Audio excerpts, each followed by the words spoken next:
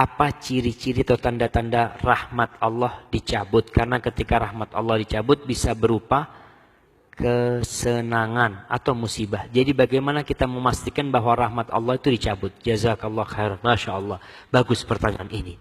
Betul. Kita tahu dari mana, Ustaz? Kalau kita dikasih rizki. Kasih rizki sama Allah. Ganti mobil. Rumah tambah luas. Perusahaan tambah jaya. Kita tahu dari mana tuh rahmat Allah dicabut apa dikasih rahmat Allah SWT. Kalau nikmat itu membuat kita dekat sama Allah, insya Allah rahmat Allah turun. Kalau setelah kita usahanya berhasil, masih sering kajian, berhasil tuh. Rahmat dari Allah SWT. Tapi ada orang yang Masya Allah, ketika usahanya masih sulit ya, Masya Allah, Sabtu mesti hadir kajian. Ketika usahanya tambah besar, tinggal hari Ahad doang. Ente kenapa Sabtu? Ya gimana ya? Ana buka toko, kata dia. Kalau ana tutup kan menolak rezeki dari Allah. Waduh, bahasanya sudah nolak rezeki dari Allah. Itu hati-hati rahmat tuh dicabut tuh kayak gitu tuh. Jadi kalau nikmat yang Allah berikan kepada kita membuat kita dekat sama Allah, rahmat. Musibah yang Allah turunkan kepada kita membuat kita dekat ke masjid, rahmat.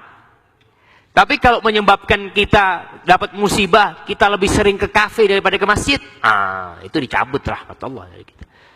Dan kita lihat kebahagiaan seorang yang ke kafe itu malam hari, yang dia punya permasalahan, lalu dia ke kafe minum minuman. Kebahagiaan itu hanya di tempat itu ya. Keluar dari tempat itu hilang. Dia akan marah-marah sama istrinya, dia akan nggak ada. Tapi rahmat Allah tadi, orang di penjara, gimana bisa tahu penjara itu rahmat Allah SWT? Banyak pejabat-pejabat yang tahu rahmat Allah di penjara. Nggak pernah dia puasa Senin Kemis kecuali di penjara.